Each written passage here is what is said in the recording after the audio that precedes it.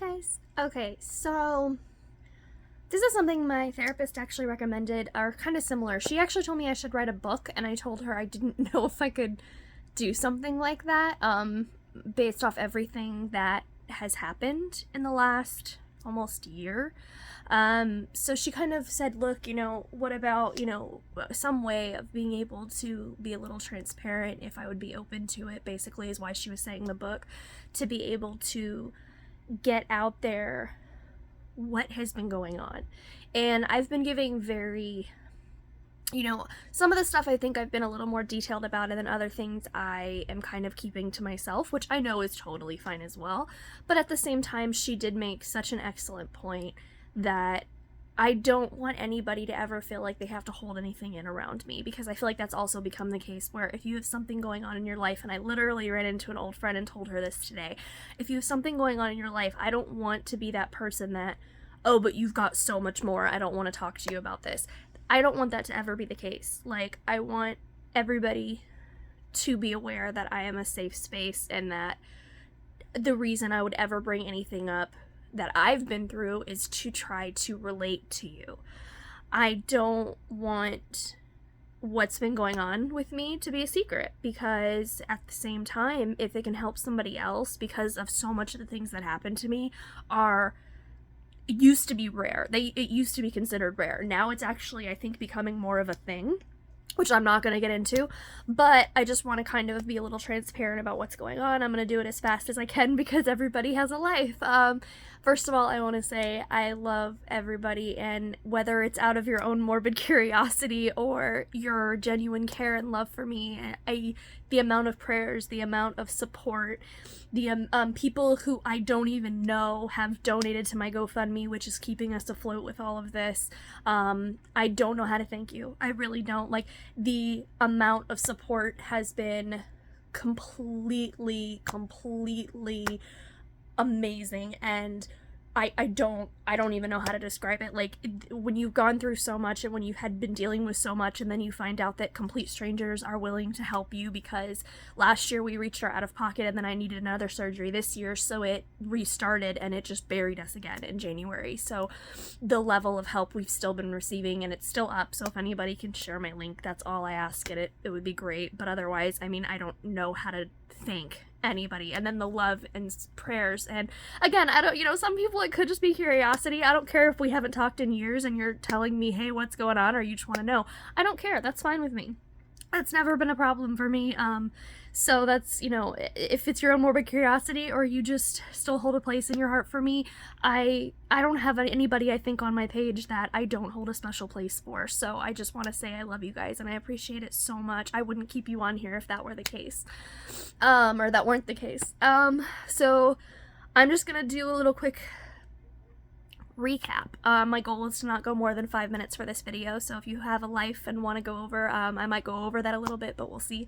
So starting back in August of 21, when I had Luke, I am very transparent about this. Again, if anybody would ever like to speak to me about it, I was diagnosed with high-level postpartum depression and anxiety.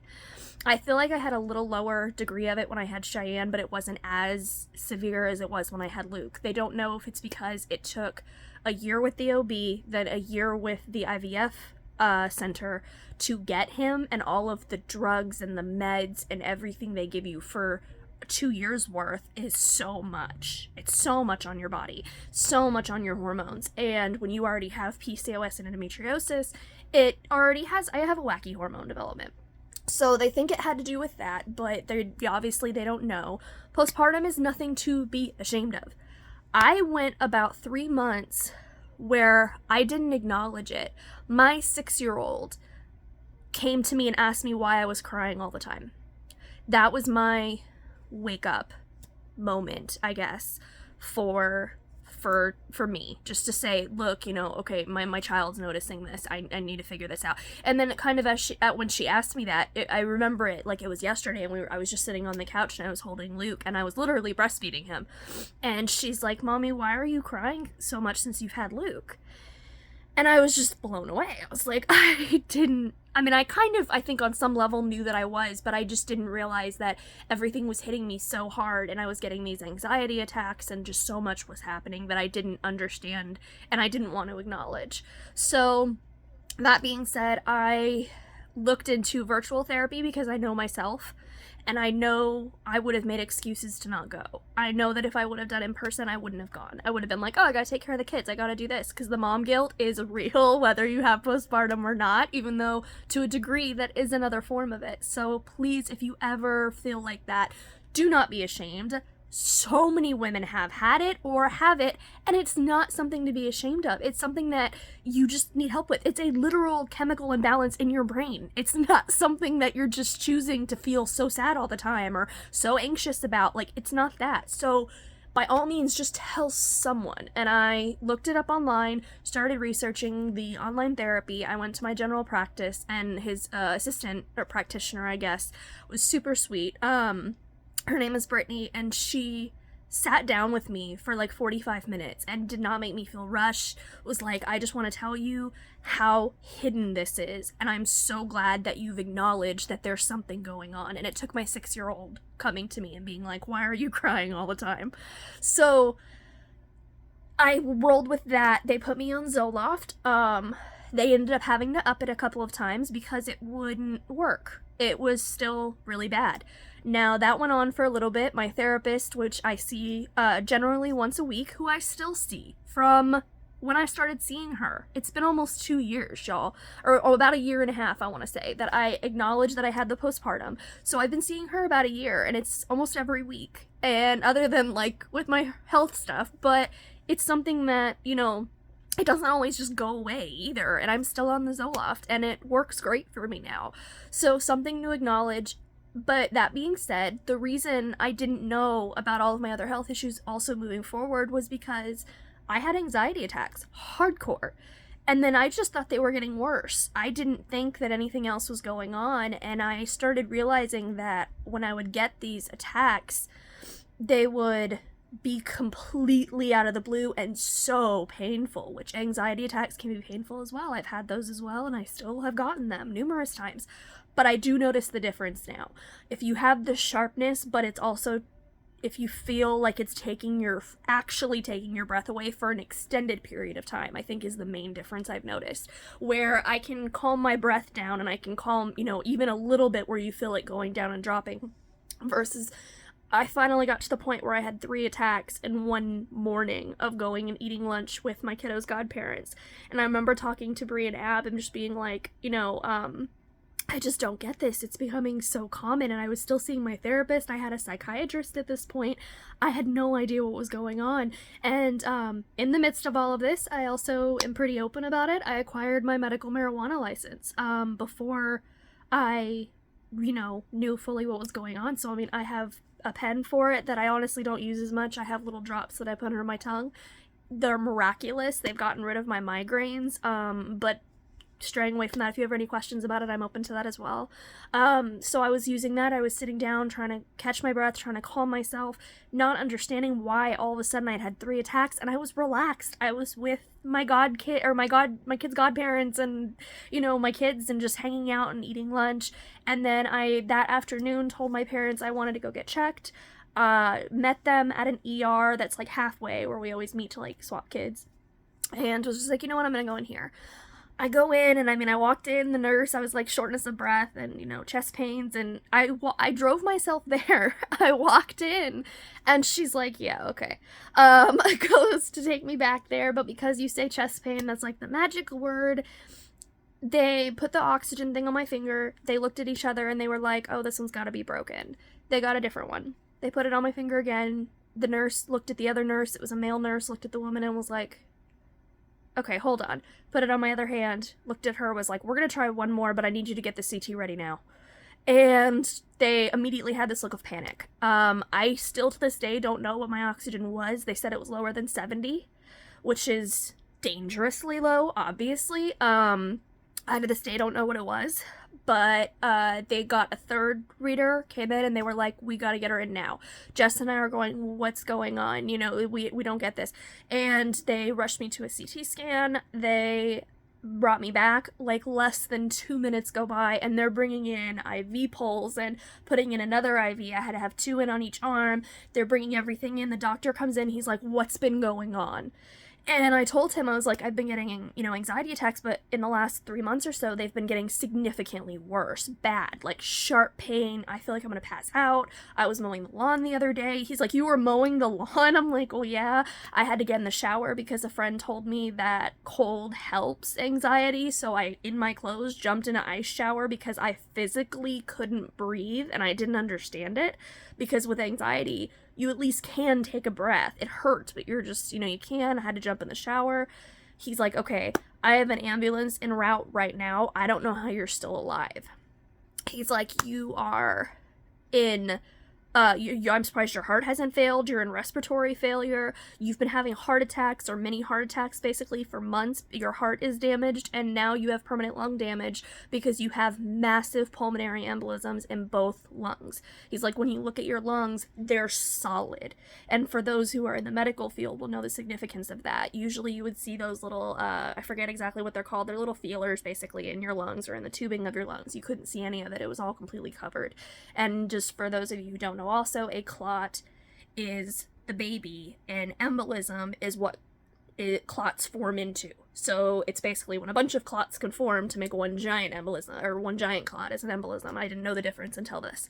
So he said that my lungs were completely solid. He's like, I've seen dead people with less than a quarter of what this is.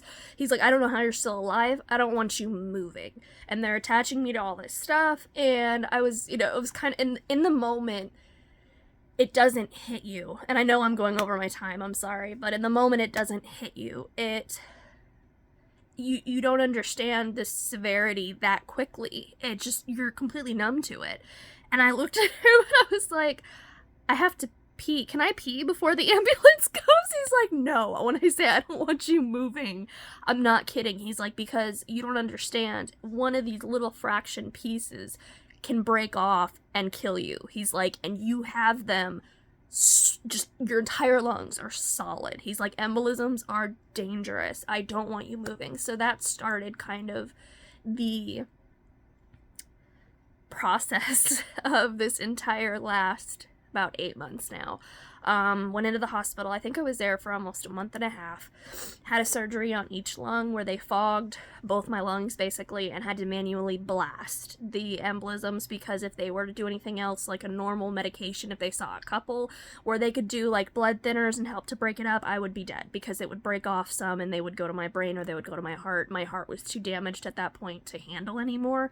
So the doctor basically said, our bodies are miraculous things, because my body just basically learned to deal with it. My oxygen being so low, my heart damage, my body basically just, said, F this, I'm gonna keep going. So it did, and that's the only reason I'm still here. I was going to the gym because that was my way of dealing with my postpartum. I would be in tears on the treadmill, okay? Like, that was just my way of dealing with it, is going to the gym, and I went super consistently for a good 3 or 4 months, and that was, he said, keeping me alive, was the fact that I was going and my heart was getting strength because of going to the gym, but it was also getting damaged from the embolism. So every time I would try to build up the strength, your heart's a muscle, the embolisms would kind of knock it back down. So the fact that I was going to the gym and that was my way, because it was my mom time, so it was like a compromise with me and my therapist, because I would put the kids in the kids center so they were right there, but then I had the gym and then my massage chair, and I got a smoothie afterwards and stuff. So it was kind of my compromise with my therapist, that I was going, but I was doing something for me, but I still had my kids right there. So it was kind of, a blessing as well, because if I wouldn't have been using that for my dealing, I don't know what would have happened. I don't know if I'd still be here. I don't know, how that would be. He freely said, like, going to the gym that much was saving my life. So, went through that. They ended up doing the surgery on each of my lungs. They went in and cleared out my heart. The heart had damage and swelling, but they said that should heal a lot faster than my lungs. My lungs are permanently damaged. I still have an oxygen tank here. I woke up just last week from my last surgery, and I'll explain that later in a hardcore sweat because my body is in shock still. So my oxygen went down to about 92, so I got my tank and put it back on, and it calmed my heart rate down, because basically when my oxygen drops, my heart rate shoots up because it's trying to overcompensate. So if my oxygen goes lower whenever I'm out and about or it's hot outside, I have to put my tank on and I have to get my heart rate to calm back down. My lungs are, like I said, permanently damaged, so this last surgery I had, when they had to do an emergency intubation, which they said is common if you have embolisms and stuff in the past, when they were doing the emergency intubation, they ended up it's kind of scratching, but my lungs are damaged, so irritating is a better word, irritating my throat, my airways, so I get squeaky really easily, and I also start coughing and choking easier, and have to take deeper breaths. Like, I don't know if you've noticed even through the video, I have to take deeper breaths and pause for a moment to catch my breath, because the lung damage is just there. It's gonna take about a year, they said, for my heart. My heart, for the most part, is pretty okay now, but it makes me tired easier, is the number one thing. And then, catching my breath, obviously, like I said, so if I start noticing, and then if I get a cold, like, my kids and my husband were knocked down with a cold, like, 3 months ago, and I was bad. I ended up with pneumonia in like 2 days. Went to the hospital, they debated keeping me, they said they were gonna let me go ahead, they gave me stuff through the IV for a bit. I was there for like a day and a half, it wasn't like a full admittance. But something as easy as a cold right now, unfortunately, can give me pneumonia, and there's nothing I can do about that. So they freely said, don't become a hermit, don't stay at home, but I do need to be, aware. I need to use sanitizer, I need to wash my hands, I need to try to not be directly with somebody who's coughing and dying on someone. So, things like that. Dealt with all of that. So all in all, I had about 3 surgeries there.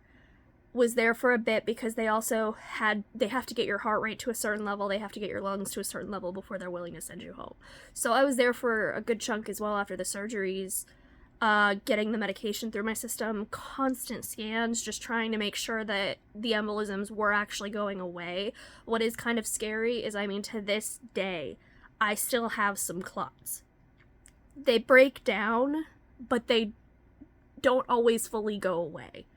For the most part they do. They get tiny enough where they're not a threat anymore, but it's not always something that's guaranteed, unfortunately. I think that's the scariest part. I'm gonna be on blood thinners the rest of my life. Then about October, September to October, I want to say it was the last week of September to the beginning of October, they put in stents.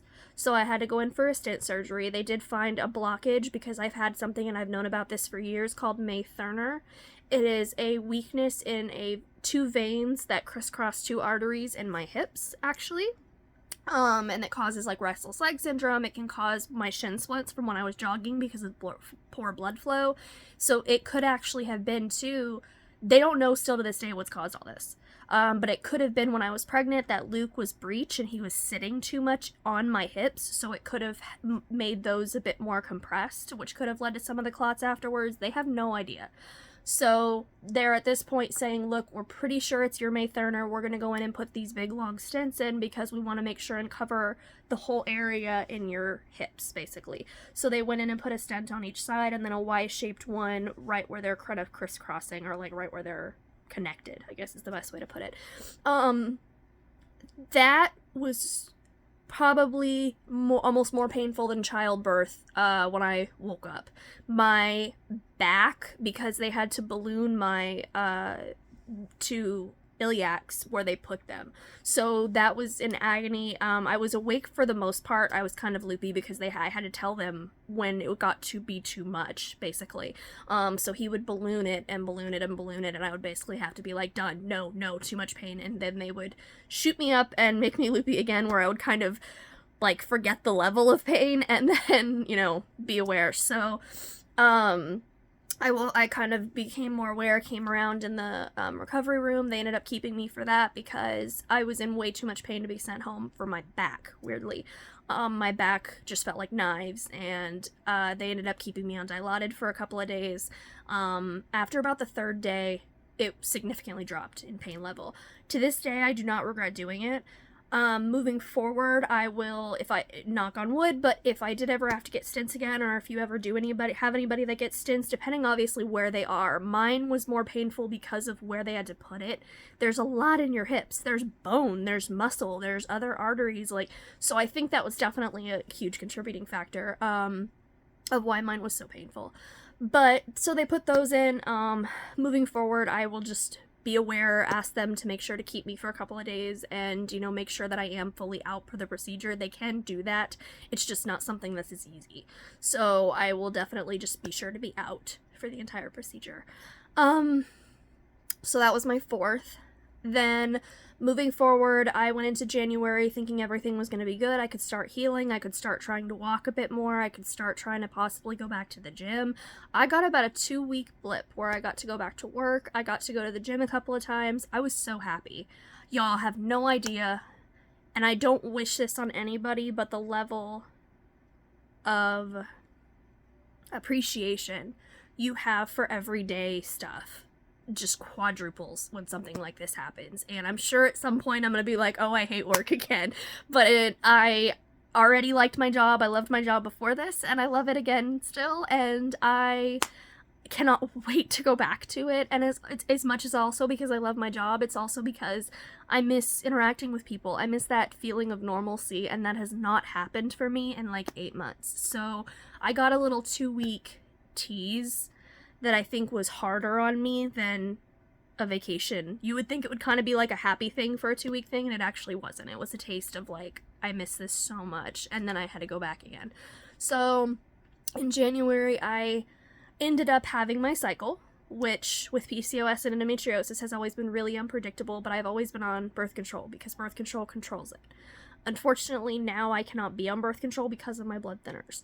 So I dreaded this because when I was in high school, I ended up having to go to the ER numerous times because whenever a woman is on her cycle with something like that and they're used to something that can control it, it's usually because you end up needing transfusions. It's actually an issue.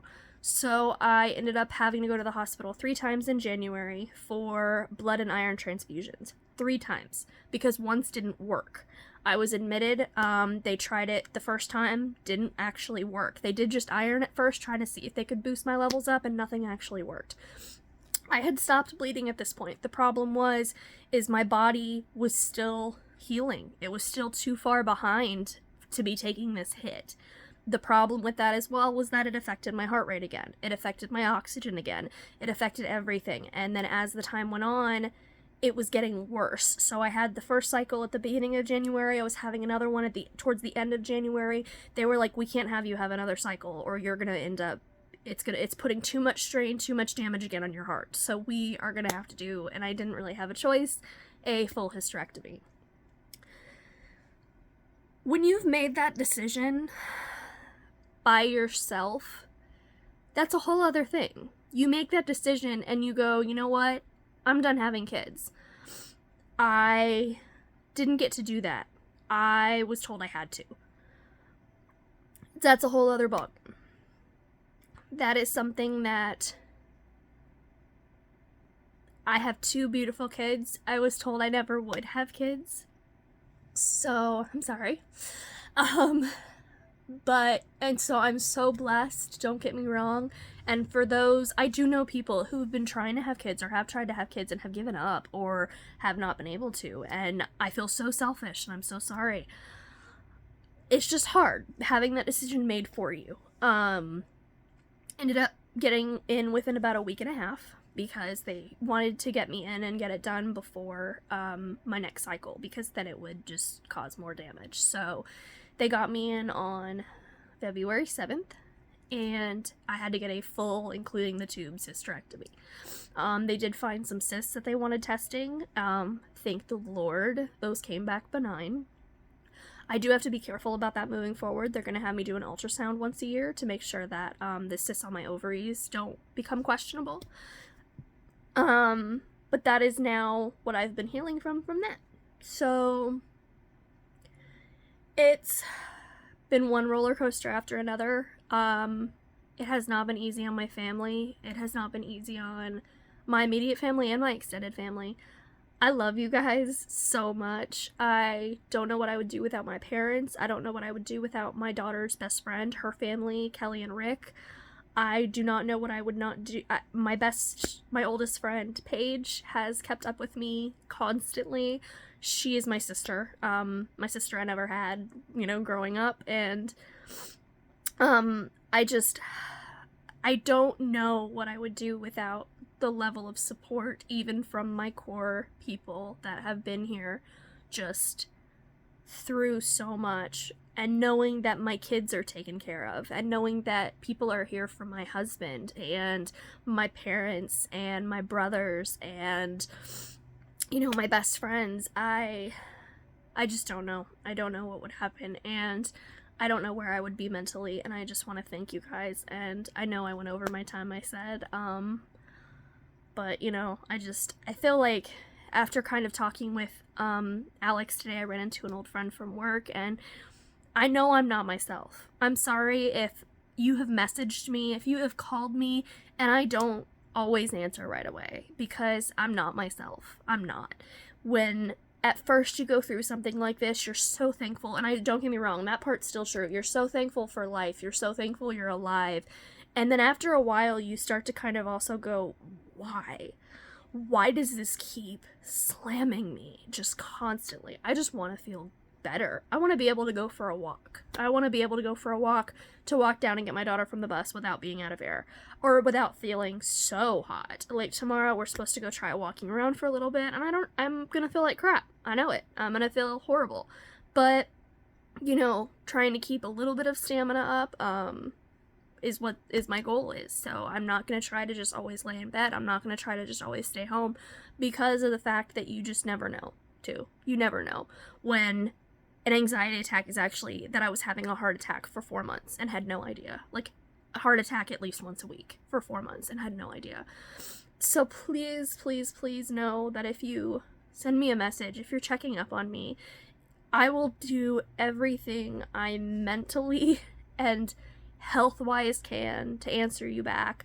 I will do everything I can to keep you guys, as transparent as I can, or be as transparent as I can, keep y'all up to date. Especially, those of y'all who have just been so supportive and praying for me alone, and sending me good thoughts and love, and I just don't know how to thank you guys. I really don't, and I really hope nobody has to go through this, ever. Especially with just all of the dips that has constantly been happening. But at the same time, it gives you a whole new perspective on things. It gives you a whole new perspective on life. It does change you.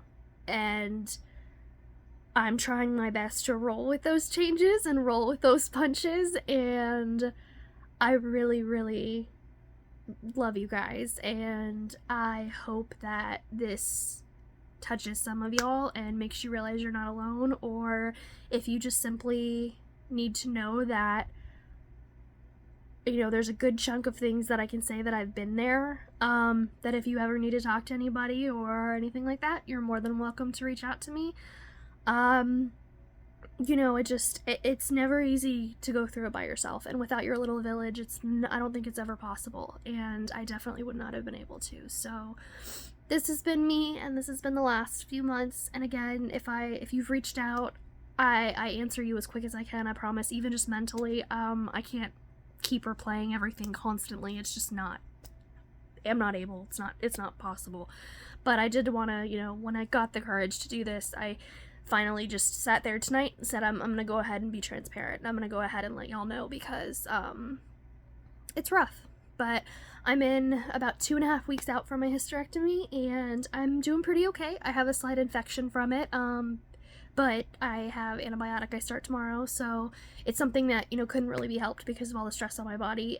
They couldn't give me certain medications during the surgery that they normally would because of the stress on my heart and my lungs, so they have to kind of, take that chance. And he's like, we kind of expected this to have a little bit of an infection, but it's not something that we can't handle.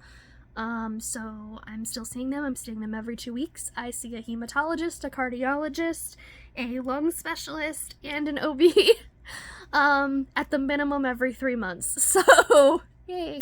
I have a whole little ologist group too for all of y'all in the Orlando area. If you ever need a good recommendation, I've got a whole team going. So I try to stay as positive as I can. If y'all have any suggestions or if y'all ever want to chat, just let me know. And I love you guys, and I wish y'all all the very best.